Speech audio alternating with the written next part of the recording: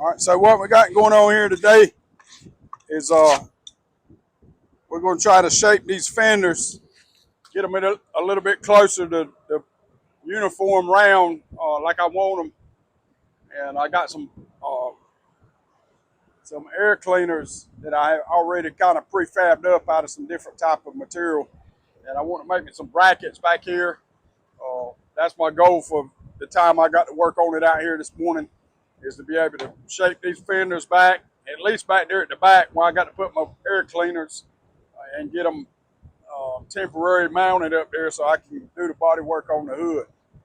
It's the air cleaner brackets is going to be mounted in a way, so once I mount them on there, I'm not really able to get my sander up under the bracket like I want to. So I need to have the fender molded the way I want it, because I'm not going to be able to take this bracket off. It's going to be a weld-on bracket. So that's what I'm going to do, is just go ahead and try to shape some of these fenders up. And we got a little mask out here I did with something. I had a little mask. I ain't been out here in 10 minutes. I already can't find something. I thought I had put it in my pocket. So I was just out here looking everywhere for my little mask here. And I thought I had it. I knew I had it right here in my area somewhere. And I was looking everywhere for it. Looking in my pockets, looking everywhere. And I looked, and my camera lady got it on her face. So that's what happened to my mask. Stuff just don't walk away like I think it is walking away. Sometimes the camera lady picks it up and moves it, and forgets to tell me where she moved it. But anyway, we're gonna go ahead and get some of this mess sanded down. I'm gonna start here with these fenders to start with on the side, because what I want to do is I don't want it necessarily just flat. I want it to kind of come out in the center a little bit and then kind of roll back in at the top. And then I want it to roll over at the edge. So I'm going to work on this outside edge. That way, if I need to add some more filler to it, I can add some more on here while it's dry, and I can be working on the top.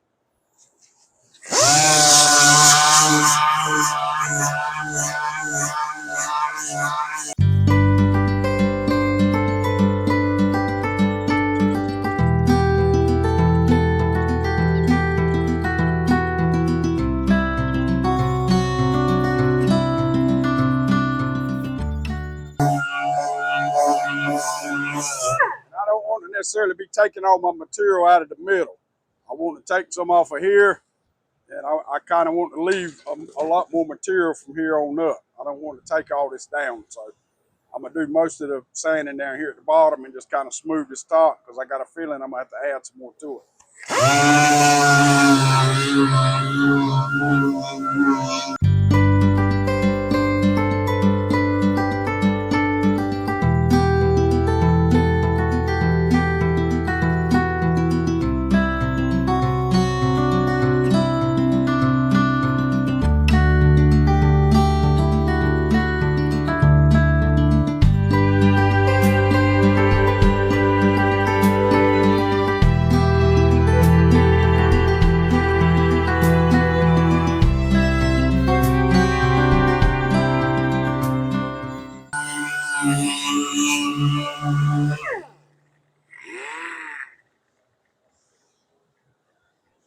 Yeah, we're going to add something to it. See a dip in it right there. Good dip. We need to smooth that dip out right there. There's a dip right there.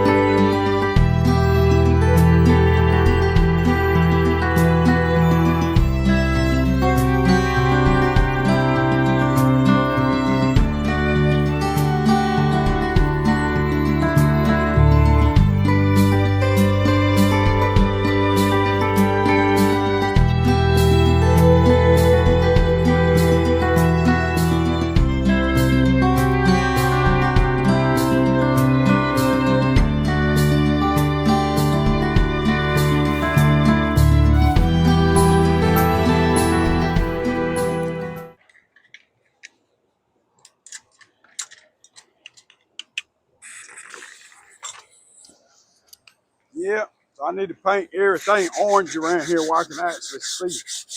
When I lay something down where I can find it. Everything needs to be red.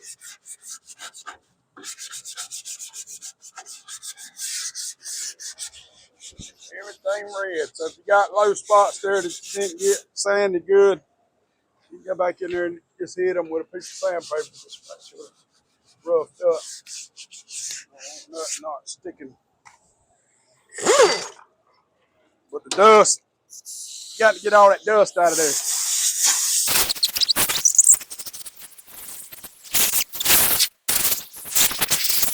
More of them the fiberglass short hair, I'm gonna go ahead and use it up. I rarely use it, and I won't have any more use for it after this little project for a long time, and it'll sit in that can more than likely and go bad. So this stuff is about $70 a can or more. So I'm gonna use it up because I paid $70 a can for it, and I won't get all my whole $70 worth out of it. So I'm gonna go ahead and use it on a couple of smaller spots, and we're gonna finish it off with some regular body filler.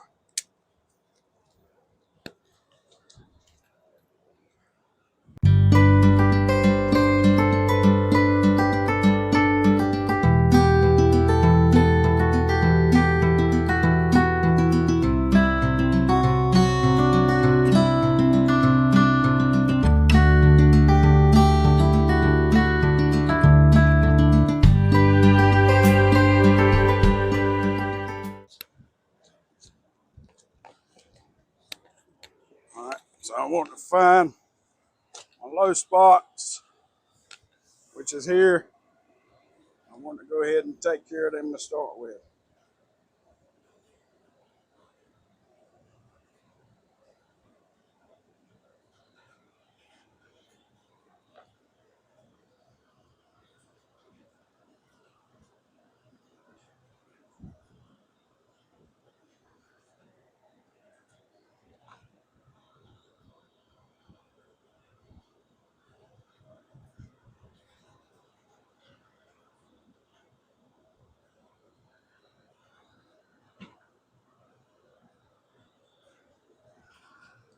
I kind of pull the knife down and feather the edge to start with. You wipe some of that mess there off before it gets hard. You won't have to worry about sanding on it.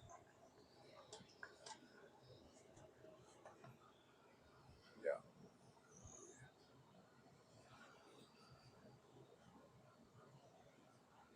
The more filler you put in it, putty, the faster it starts to get unworkable. This here is already getting unworkable to start with.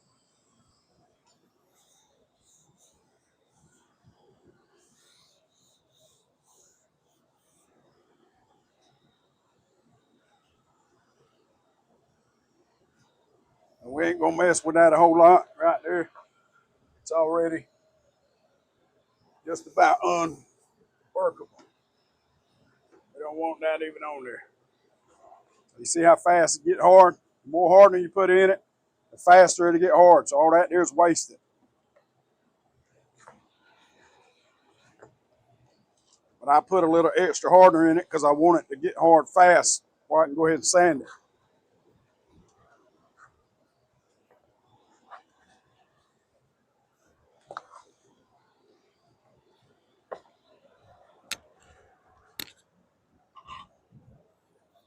If you got a bunch of excess stuff up there, you can go ahead and chop it off while it's still soft pretty easy. Well, you don't have to worry about trying to sand all of it. Go ahead and knock that corner off right there. All right, we'll mix this up a little more and we'll try again. We won't put quite as much in it this time.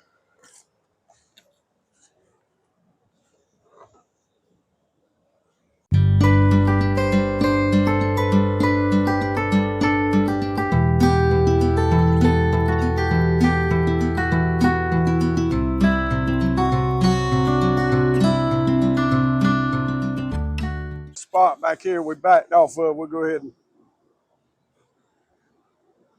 get us some on there to start with. If you got big areas, that's the ones you need to be hitting when you got all your big stuff mixed up. Go ahead and get rid of most of it, then come back and play with the small stuff.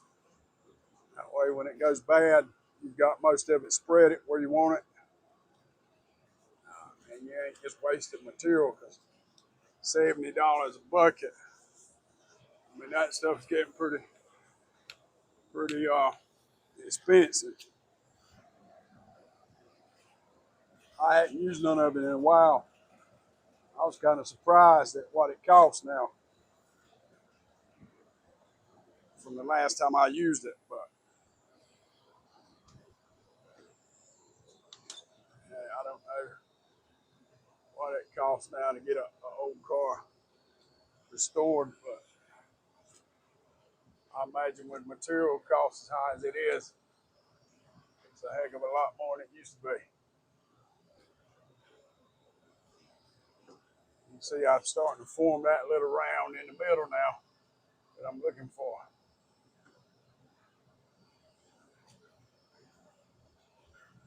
And I'll finish it off with the regular body filler, but I don't want it getting too thick.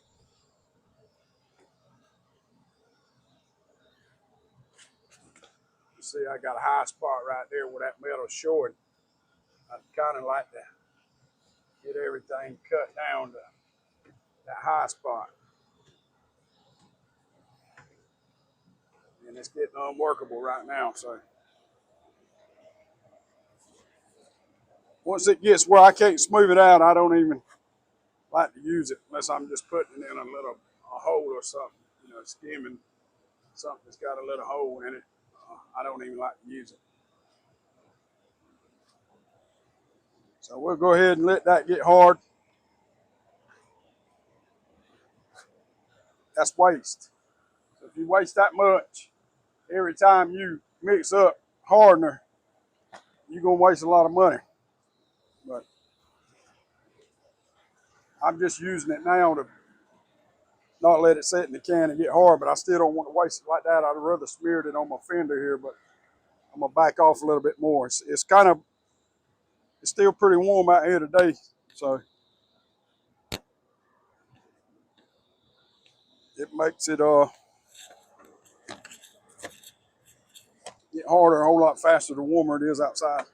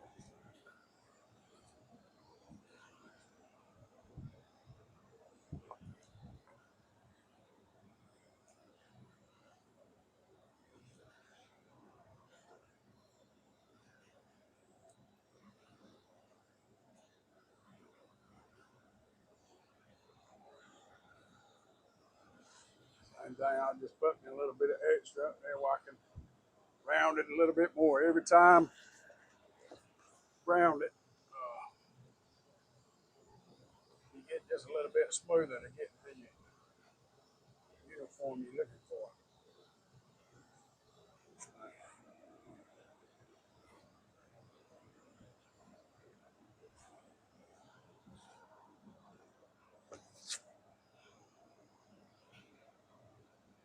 It's kind of like if you ever finished any sheetrock, it's about the same.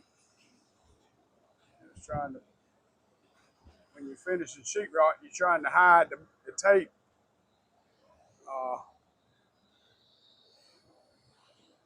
With the coat you're putting on, you're trying to get a wider coat so you don't see the actual bend, the kind of bow. The bow is still there. They just spread it out so wide that your eye don't really see it. Instead of going from here to here with a hump, they stretch it out 2 foot, so your eye don't really pick up on it. So basically, spreading body filler and stuff like that is about the same as spreading mud on drywall. So you're just trying to create a shape and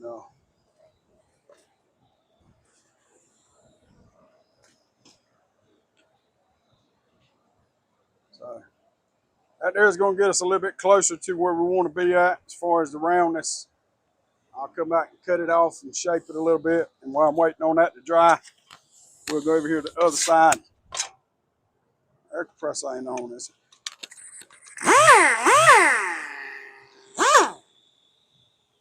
Let's see what the air is on.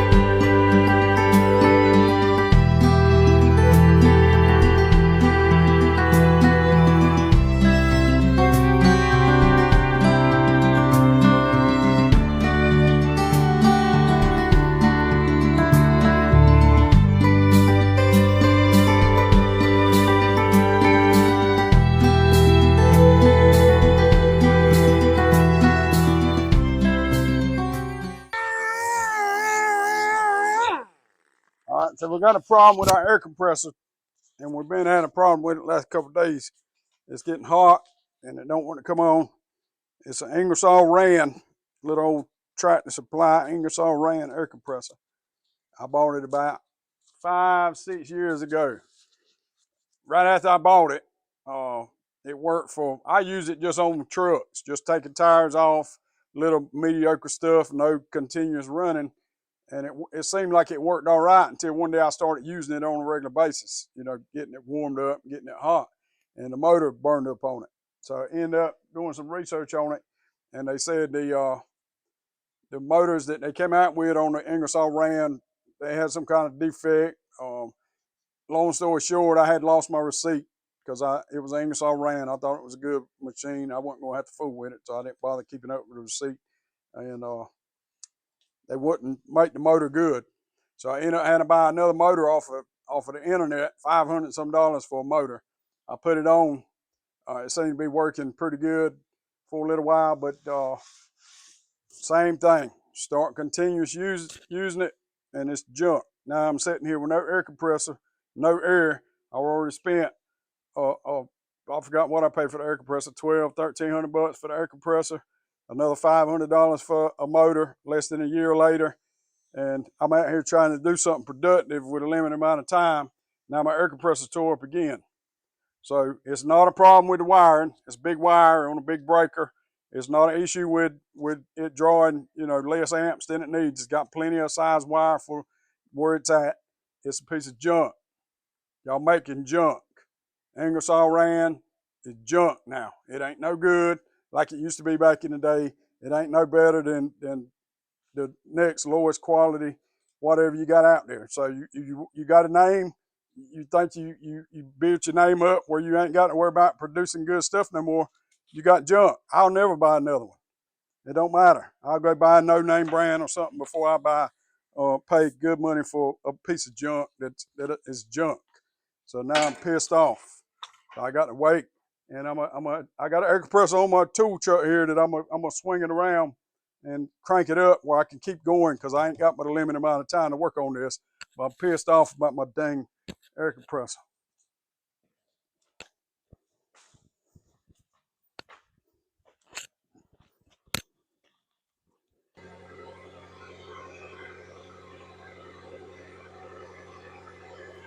So now I'm gonna have to take my truck here and hook my air compressor up just so I can finish sanding on that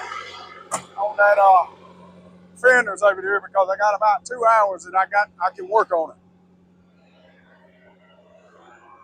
I don't have all day to go back in here.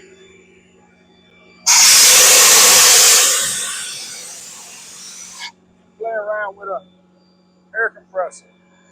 So what I'm gonna do is I'm gonna drain the tank on this thing here because it's been known to pump a little oil, this air compressor on this truck.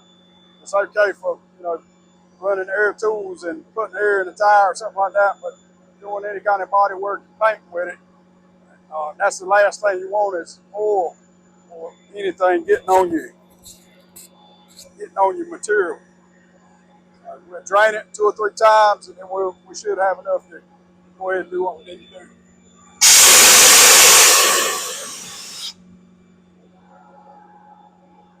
Shoo-wee. Oh, that and the sun.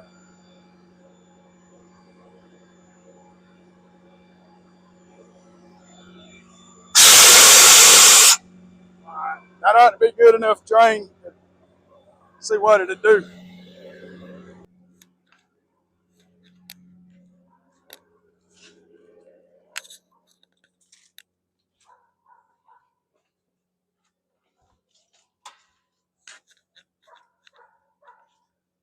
And that motor's hot. I mean, it's super hot.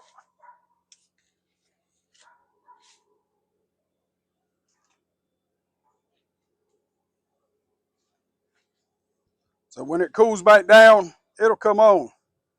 It'll run a little bit, enough to pump a tire up or take a tire or something off, but that don't mean nothing. That don't. If it won't run all day, it ain't no good. You can't have something you can crank it up and it'll just work. It ain't worth having.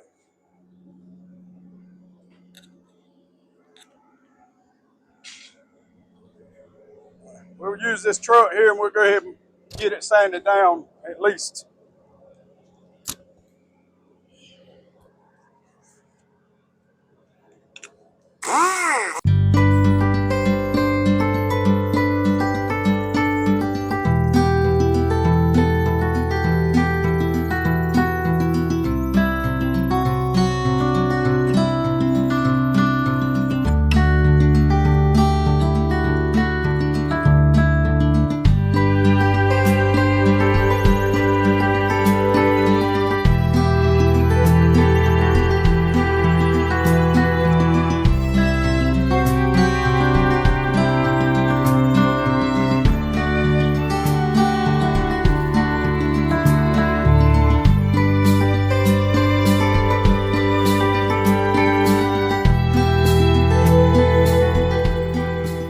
We started it coming around the fender, around in the edge, and we want to get the sidewall kind of out in the middle.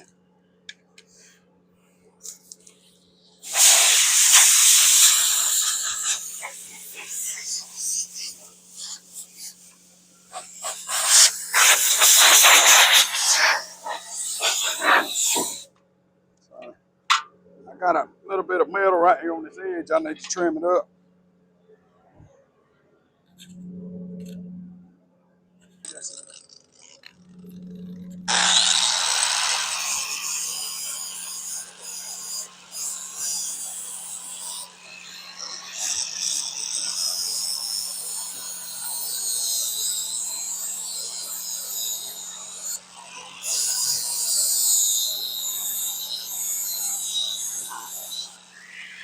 I came here yesterday and added a little bit of metal under the edge right here. Had a little dip.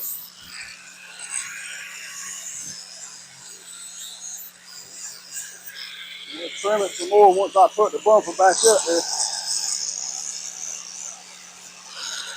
Make sure it's going to be where I want it.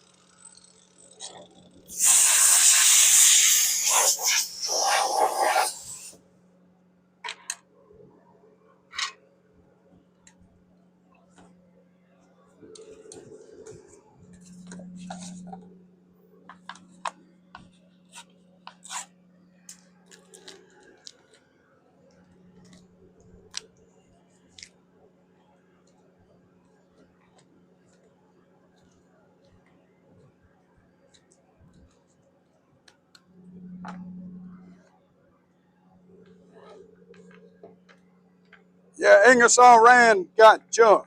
They must have people over there in China making their stuff now. Everything they got. I bought an air gun a couple years ago, same way. Junk.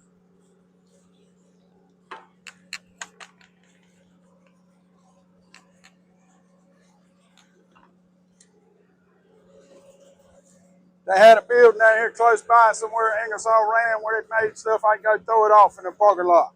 No joke. That's how much junk it is. I'd load it on the back of the truck and go roll it off in front of the door. I got me out here burning my diesel fuel out here, running my motor, putting hours on my truck because I don't have an air compressor. I work in the air compressor. I paid for an air compressor. I paid good money for a working air compressor, but I still ain't got one.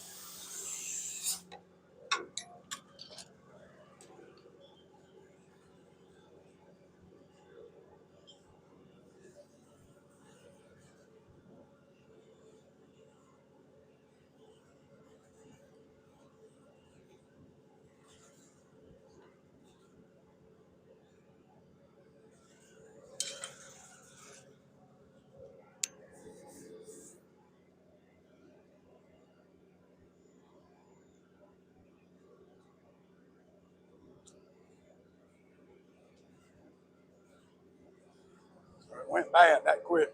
It went hard. No, it's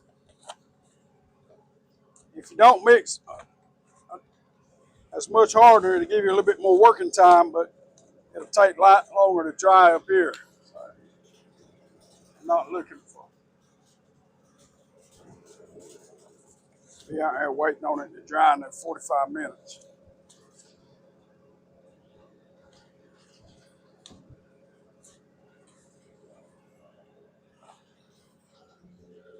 Yeah.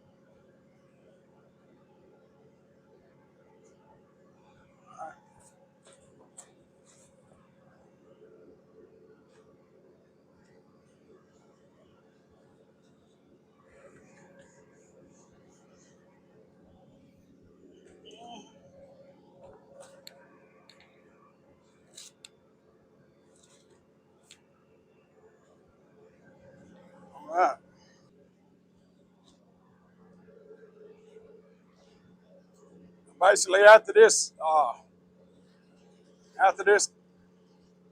last little coat here, we'll have it about the shape we want it, and then we'll start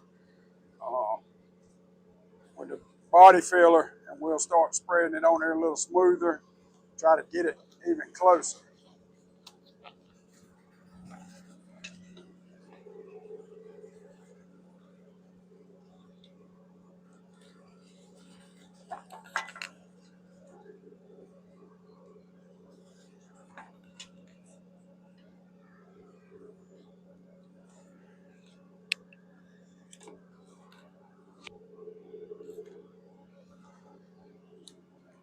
That'll be it.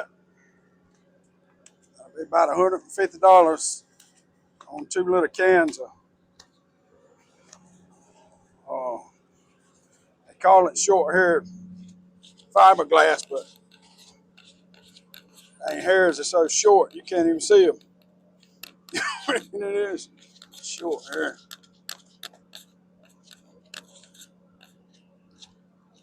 Last fiberglass I got, you could actually see the fiber in it. It's been a little while though, but I reckon if Little Debbie can cut all their stuff down to size, fiberglass makers cut their mess down too. So they got the short hair so short now you can't even see it.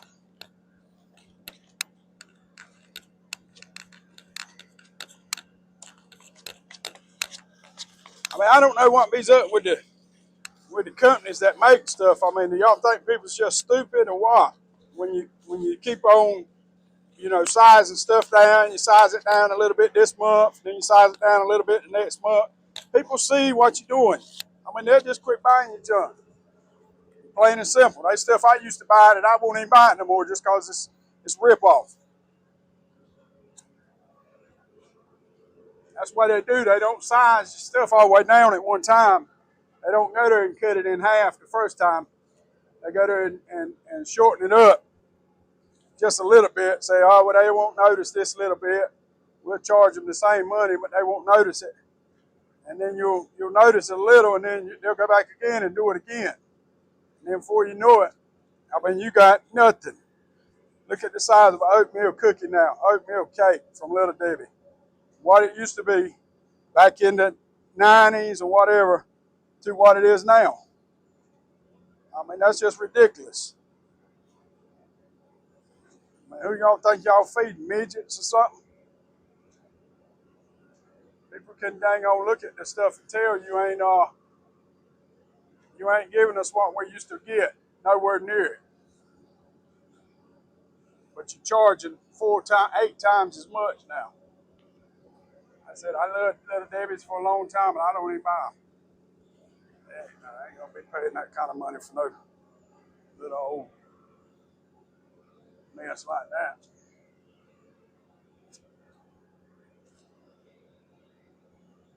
Maybe the ones that's doing that kind of stuff, maybe y'all go out of business. Maybe you just lose so much business that you just had to shut your doors, ripping people off. People get out, they work hard for their money. They know you can't give them something for nothing. No, nobody's looking for something for nothing, but at least be fair.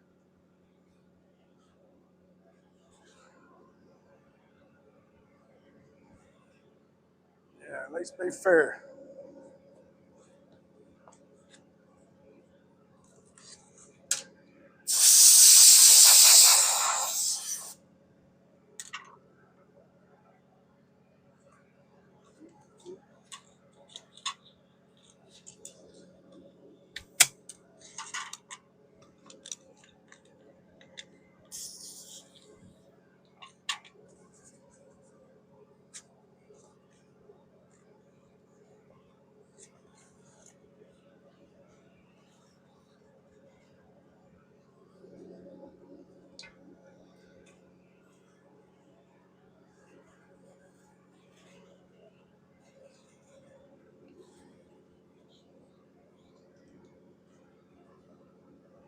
All right, so I think that'll do it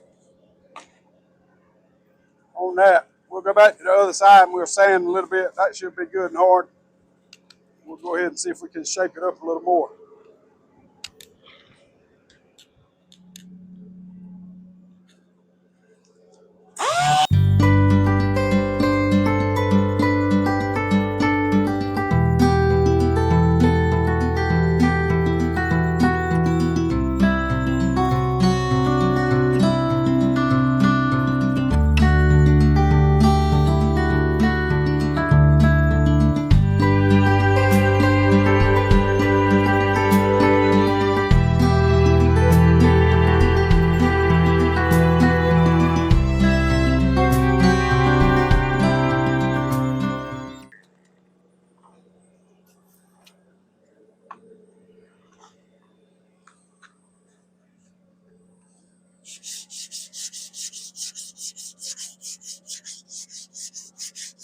I go there and soften that corner.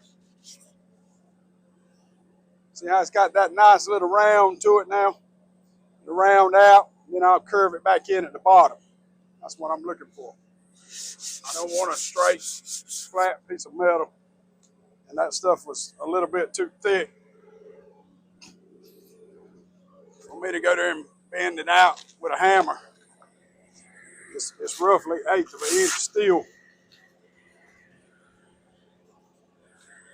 And I could have heated it, beat it, and heated it and beat it, but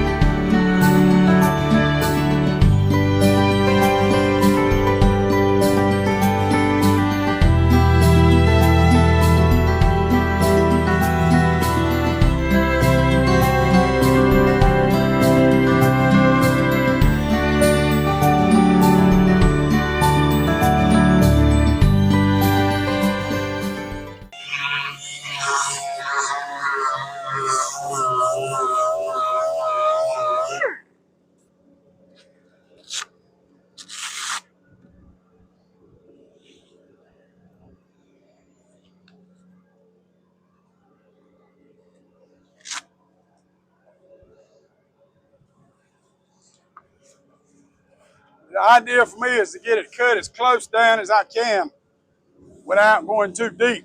And then I'll come back with the block and finish it. But I don't want to be blocking a whole lot of extra stuff that I could have sanded with a sander. So for me, what I try to do is get it right on the edge of not going overboard with it. So I got to add more to it once I get it to a certain point as far as close-wise, and then I'll finish it with a block. And that'll be on the next phase with the body filler. I'm not going to do no blocking on this here. I can get it close enough with the sander.